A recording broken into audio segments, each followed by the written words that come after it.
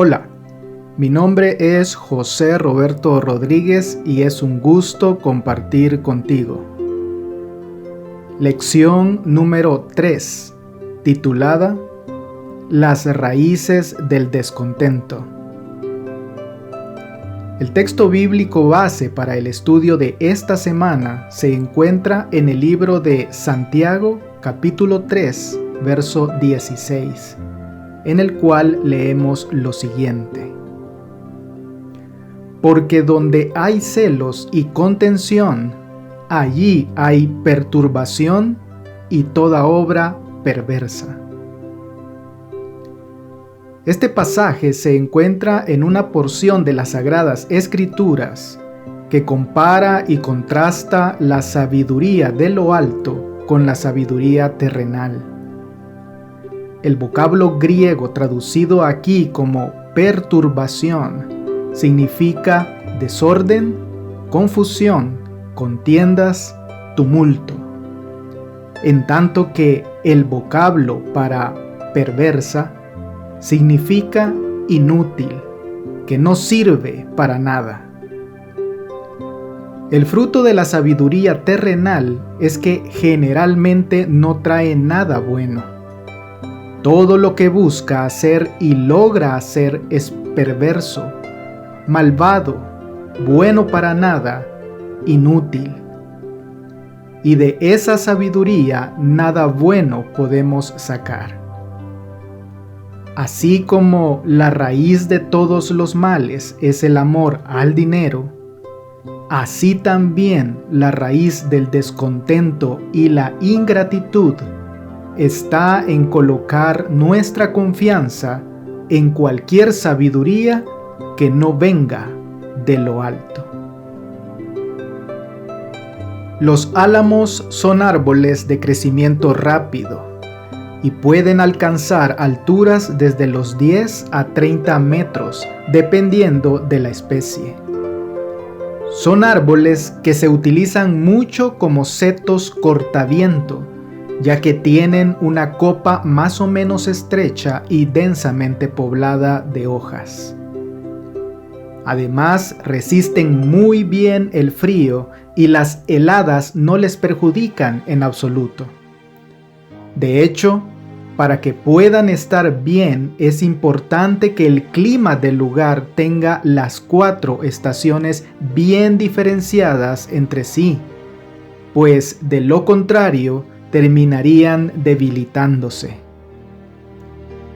Su madera es resistente y de gran calidad, fibrosa y durable, usada mucho en la industria maderera. Pero una de sus interesantes peculiaridades no salta a simple vista. ¿Sabes por qué? Porque se encuentra bajo el suelo. Sus raíces se reproducen por brotes subterráneos y llegan a formar un entramado por debajo de la tierra que puede extenderse con relativa rapidez, llegando a cubrir áreas de hasta 40 metros. Una de sus especies, el álamo o chopo temblón, nativo de Europa y Asia, puede llegar a vivir hasta 150 años. ¿Sorprendente? Aún más lo es su entramado subterráneo, que puede llegar a vivir miles de años.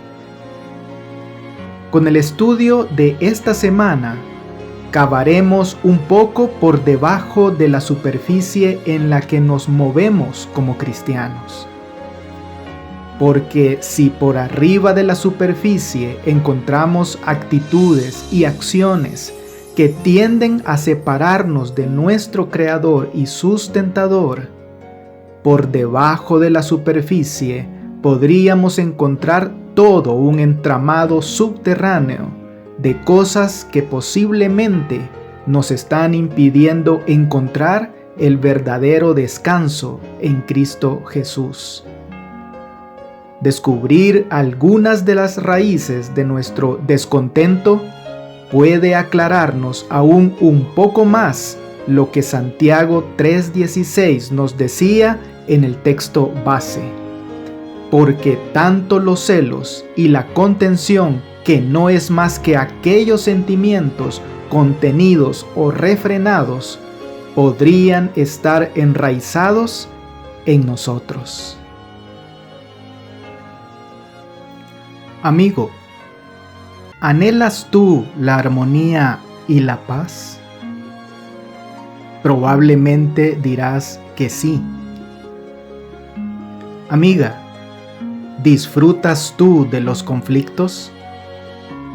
Probablemente responderás que no.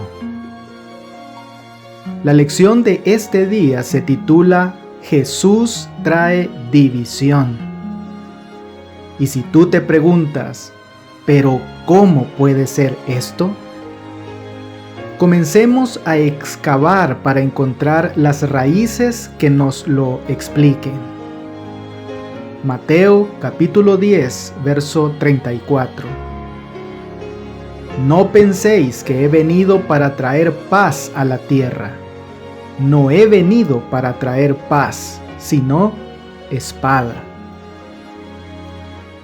Aquí Cristo intenta destruir la opinión equivocada que, evidentemente, tenían algunos discípulos de que el mensaje que habían de predicar produciría armonía como único resultado. No debían sorprenderse si, en el transcurso de su trabajo, surgían diferencias como resultado de su ministerio. Cristo es el príncipe de paz. Él es quien ha traído la paz del cielo a la tierra y la ha impartido a los hombres. Sin embargo, cuando una persona hace la paz con Dios, con frecuencia el mundo la considera enemiga. Cristo vino a poner a los pecadores en paz con Dios, pero al hacerlo, inevitablemente causó la discordia entre ellos y los que se negaron a recibir la oferta de paz. Por eso Jesús les dice aquí en este pasaje a los apóstoles y a nosotros lo que implica y lo que cuesta ser cristianos. Sí, hay bendiciones. Sí, recibimos la vida eterna. Disfrutamos de tener a Dios como Padre y de su cuidado paternal. Sabemos que Dios ordena todas las cosas para nuestro bien porque amamos a Dios. Pero también incluye un costo por seguir a Cristo. ¿Y cuál es ese costo? Muy probablemente pueda costarnos 1. La ruptura de lazos familiares. Mateo capítulo 10, verso 35. Porque he venido para poner en disensión al hombre contra su padre, a la hija contra su madre, y a la nuera contra su suegra. Ningún cristiano debe buscar romper lazos familiares, pero aunque el Evangelio anuncia la paz y logra la reconciliación entre Dios y los hombres, no siempre el mundo aceptará esa oferta, y muchos, entre ellos nuestra propia familia, podrían rechazar el Evangelio. 2. La reorganización de los afectos familiares. Mateo capítulo 10, verso 37. El que ama a padre o madre más que a mí, no es digno de mí. El que ama a hijo o a hija más que a mí, no es digno de mí. Somos dignos de Él cuando lo elegimos a Él por sobre todo lo demás, lo que incluye a nuestra madre, padre o hijos. Y 3. Perder la vida para hallarla. Mateo capítulo 10, verso 39. El que haya su vida la perderá, y el que pierde su vida por causa de mí la hallará. Es decir, los que piensen que han de hallar la vida afanándose para obtener las cosas que este mundo ofrece, la perderán. Pero el que esté dispuesto a prescindir del placer y de las recompensas que este mundo ofrece y elige antes ser maltratado con el pueblo de Dios que gozar de los deleites temporales del pecado, el tal la hallará. Jesús nos dice: seguirme cuesta. ¿Tú quieres el perdón de pecados en base a mi sacrificio? Sé digno de mí. La parábola del rico insensato, que aparece únicamente en el Evangelio de Lucas, registra la petición formulada a Jesús por un hombre que le había escuchado hablar con autoridad. Lucas capítulo 12, verso 13. Le dijo uno de la multitud: Maestro, di a mi hermano que parta conmigo la herencia. Este hombre suponía que si Jesús pudiera hablarle a su hermano con la misma autoridad, no se atrevería a desobedecer lo que Jesús le ordenara. Pensaba que el Evangelio del Reino no era más que un medio para favorecer sus propios intereses egoístas. Y Jesús, lejos de tomar el papel de árbitro entre los que evidentemente eran dos hermanos codiciosos peleando por una herencia, excavó profundo para ir al entramado de raíces del álamo y señalar con el dedo aquello que muchas veces está debajo de nuestras acciones individuales. Lucas capítulo 12, verso 15. Y les dijo: mirad y guardaos de toda avaricia, porque la vida del hombre no consiste en la abundancia de los bienes que posee. La avaricia puede definirse como un deseo desmedido por las cosas materiales, especialmente de las que pertenecen a otro. El hombre que se dirigió a Cristo no necesitaba más riquezas. Lo que necesitaba era que la avaricia le fuera quitada de su corazón, para que las riquezas no le preocuparan tanto. Sin avaricia en su corazón, no habría ninguna disputa que arreglar. Jesús fue, como siempre, a la raíz de la dificultad y propuso una solución que impediría que se levantaran problemas similares en lo futuro. No presentaba remedios pasajeros como los que propone hoy la sabiduría terrenal.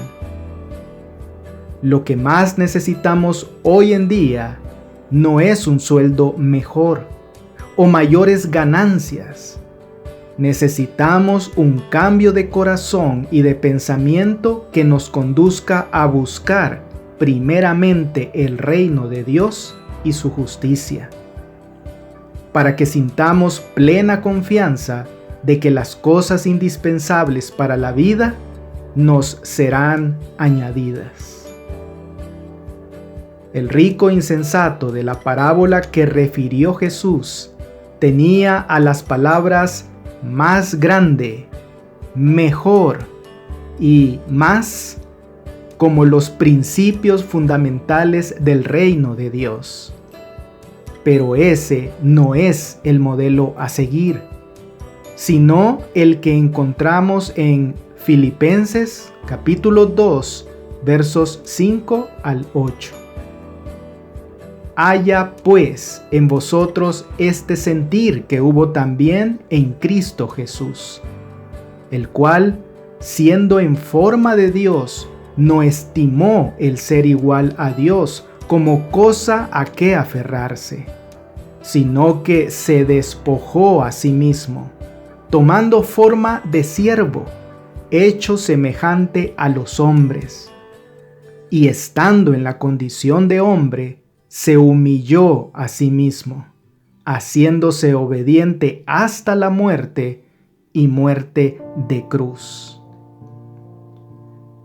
Para erradicar el egoísmo, no existe mejor método que el ejemplo de Cristo, quien siendo Dios no se aferró a esa naturaleza, sino que en obediencia se hizo hombre. El Señor, a través de la venida de su Hijo, nos ha mostrado el orden correcto para nuestras prioridades: amar a Dios, amar a nuestro prójimo y servir. Excavando un poco más en el subsuelo de nuestro álamo, nuestra vida, nos ubicamos hoy en las últimas semanas del ministerio de Jesús en esta tierra, y más específicamente en aquel episodio de la institución de la Cena del Señor, registrada en Lucas 22. Aquí tenemos el mejor ejemplo de lo que la gente puede decir y hacer tan desacertadamente cuando las raíces de la inquietud y la ambición aparecen. Lucas capítulo 22, verso 24. Hubo también entre ellos una disputa sobre quién de ellos sería el mayor. No era la primera vez que los discípulos planteaban esta cuestión. Ya en Mateo 18:1 habían preguntado: ¿quién es el mayor en el reino de los cielos? Y Jesús centró su respuesta en esa ocasión en un niño, diciendo: de cierto os digo que si no os volvéis y os hacéis como niños, no entraréis en el reino de los cielos. Y ahora, estando presentes en un momento de perfecta comunión con su Maestro, la última cena, dejan ver que no habían aprendido aquella lección. Si se tienen en cuenta los acontecimientos que pronto ocurrirían, es trágico que los discípulos estuvieran discutiendo acerca de la categoría que ocuparían en un reino imaginario que Cristo no había venido a establecer.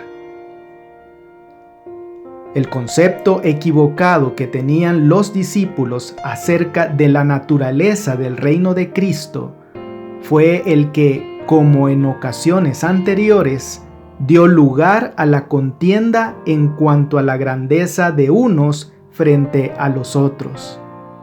Dio espacio a la ambición. Para esto, no había mejor respuesta que el propio ejemplo de Jesús. Lucas capítulo 22, verso 27.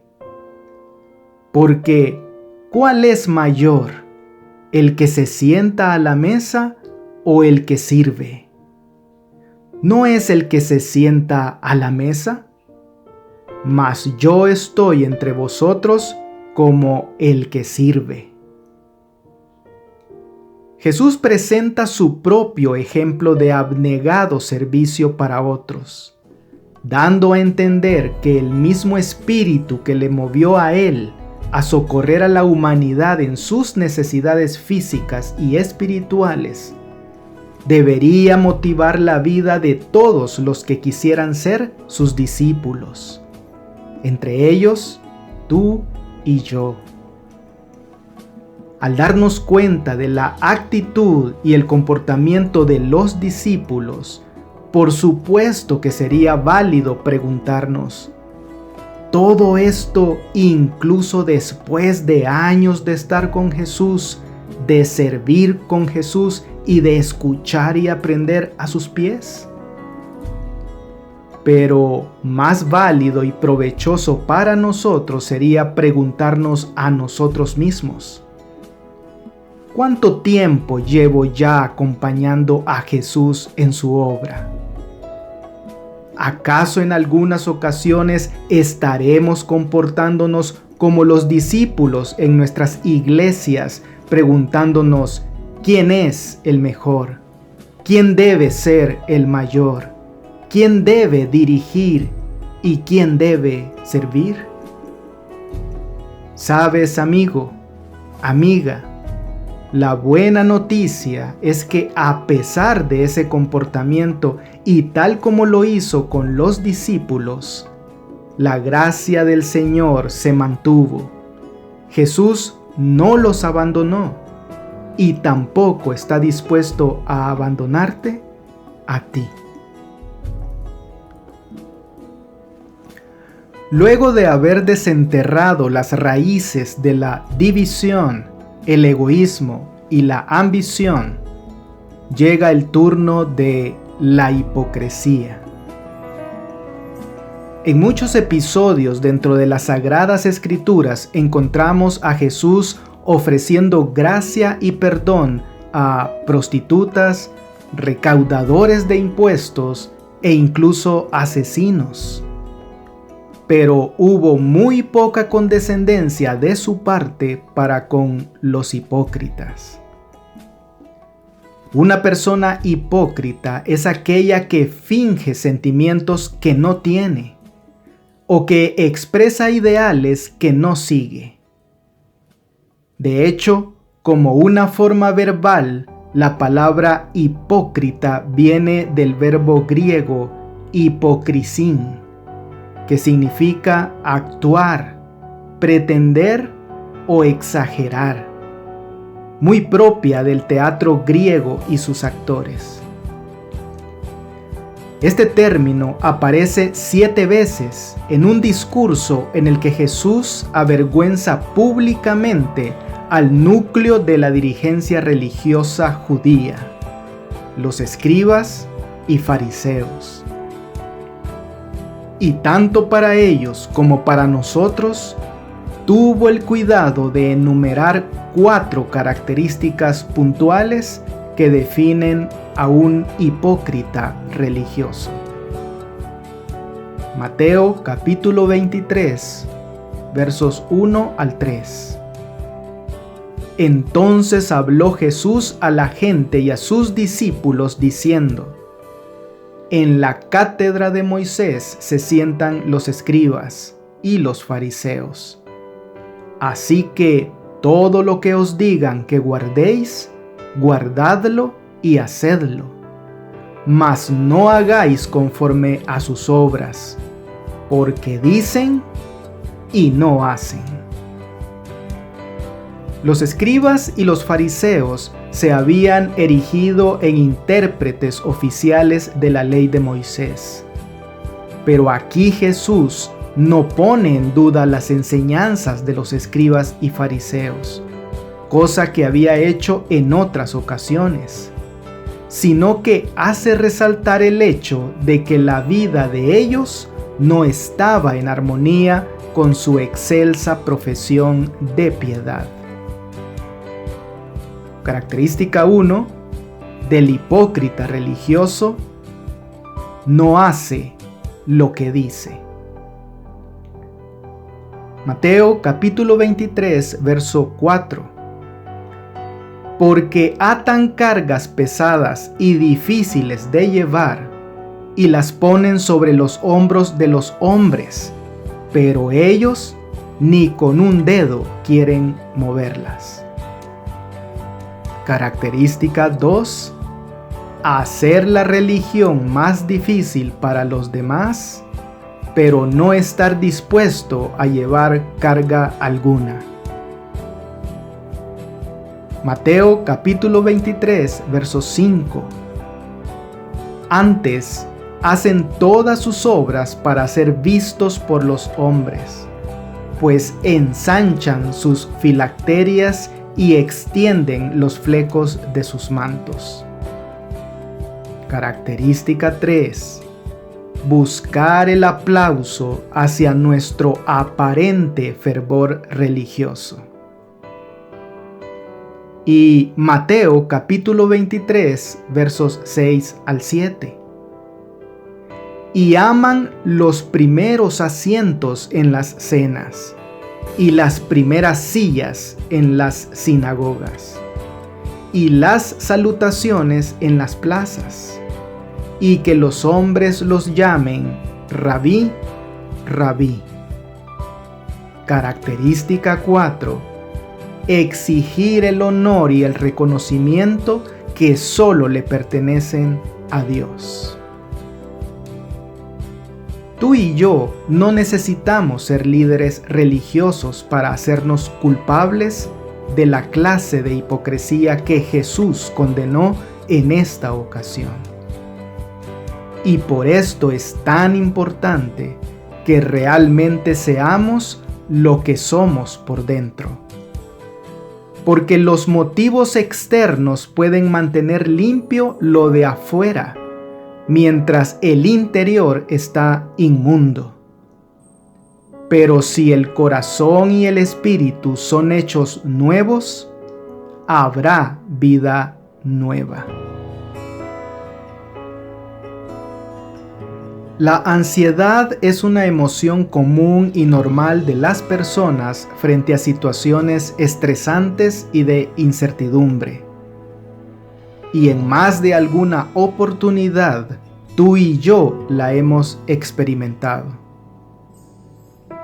Buscar y encontrar el verdadero descanso en nuestras vidas puede derivar en una ansiedad. Y para un corazón turbado por la división, el egoísmo, la ambición y la hipocresía, será muy necesario encontrar la clave para erradicarla. Pues para eso, no podemos tener un mejor punto de partida que las palabras mismas de Jesús. Juan capítulo 14, verso 1. No se turbe vuestro corazón. Creéis en Dios, creed también en mí. ¿Acaso podemos creer en uno y en otro no? Imposible. Realmente no ha de haber nada que nos turbe, porque Padre, Hijo y Espíritu Santo viven en perfecta armonía. El Padre nos creó. Jesucristo, el Hijo, viene a salvarnos enseñándonos el camino con su propia vida. Y el Espíritu Santo permanece entre nosotros como la garantía y la fuerza que hará posible que se cumplan las promesas de Cristo para aquel que, teniendo fe, se entregue incondicionalmente al amor de Dios. ¿Por qué otra razón debemos disipar nuestra ansiedad? Juan capítulo 14, versos 2 y 3. En la casa de mi Padre muchas moradas hay. Si así no fuera, yo os lo hubiera dicho. Voy pues a preparar lugar para vosotros. Y si me fuere y os preparare lugar, vendré otra vez, y os tomaré a mí mismo, para que donde yo estoy, vosotros también estéis.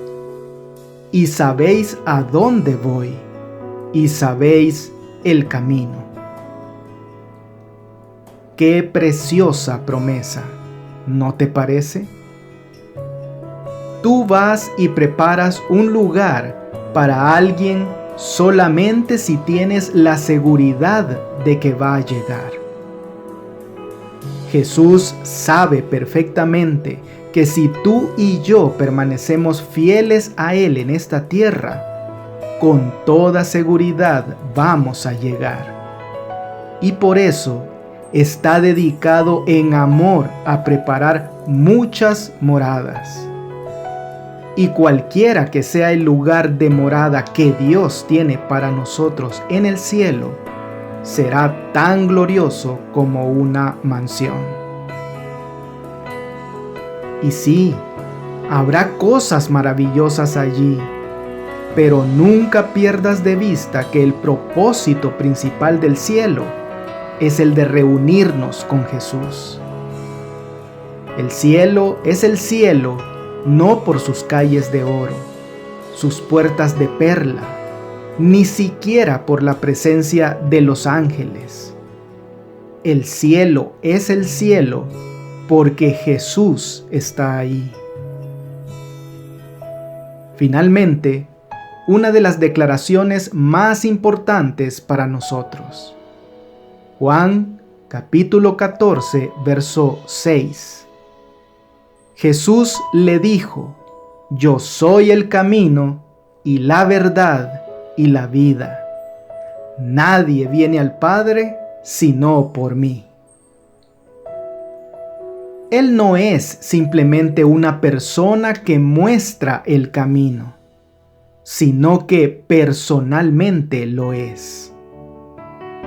No dijo simplemente que nos hablaba la verdad, aunque sí la hablaba, sino que Él establece las normas de la verdad y conduce a su conocimiento. No solo declaró que estaba vivo, sino que Él es la fuente y el origen de la vida, desde el nivel vegetal más inferior hasta el nivel espiritual más alto de la vida. Vayamos a Él, aún con nuestra ansiedad y rebeldía, porque, como dice Jeremías 3:22, Él sanará nuestras rebeliones. Muy bien, sinteticemos algunas ideas que nos ha dejado esta preciosa lección.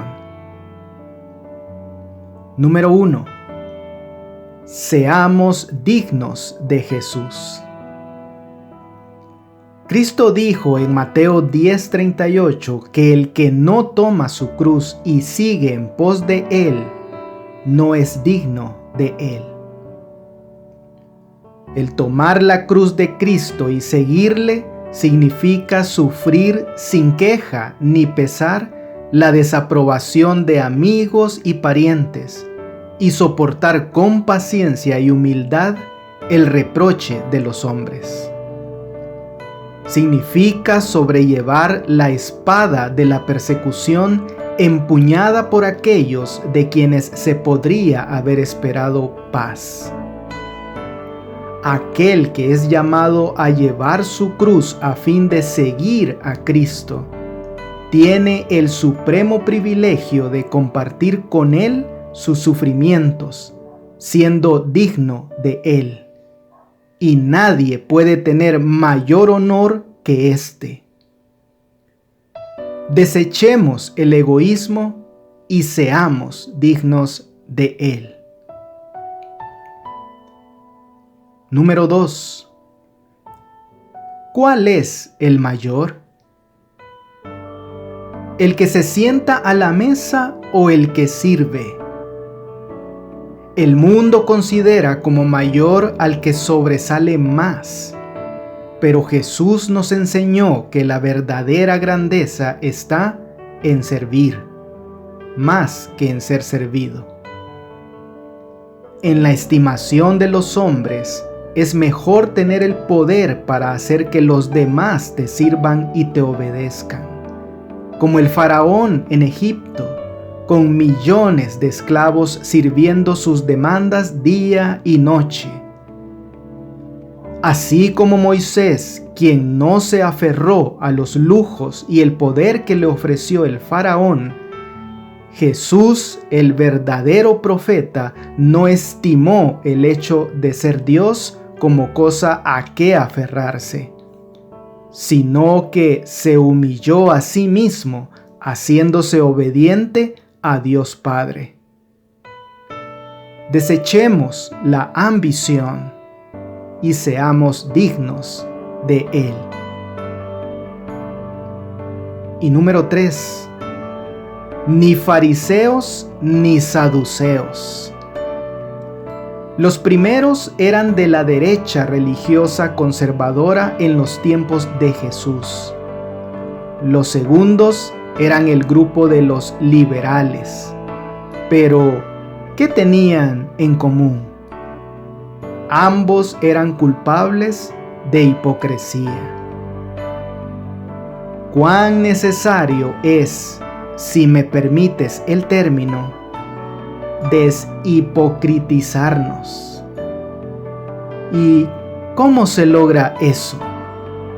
Pues sencillamente haciendo todo lo contrario a lo que Jesús hizo referencia cuando públicamente avergonzó a estos grupos de hipócritas. Hagamos lo que decimos. No pongamos cargas pesadas a otros con la intención de no mover un solo dedo. No busquemos el aplauso a nuestra religiosidad y reconozcamos que el honor le pertenece únicamente a nuestro Dios. Desechemos la hipocresía y seamos dignos de Él. Amigo y amiga, la pluma inspirada nos termina recordando que ninguna práctica egoísta puede servir a la causa de Cristo. Su causa es la causa de los oprimidos y de los pobres. En el corazón de los que profesan seguirle se necesita la tierna simpatía de Cristo, un amor más profundo por aquellos a quienes estimó tanto que dio su propia vida para salvarnos. Que Dios te bendiga. No olvides apoyar este ministerio suscribiéndote a mi canal de YouTube. Con esto tendrás acceso a un video resumen completamente ilustrado y animado de la lección de escuela sabática para adultos al inicio de cada semana. Espero tus likes y tus comentarios de la lección. Bendiciones.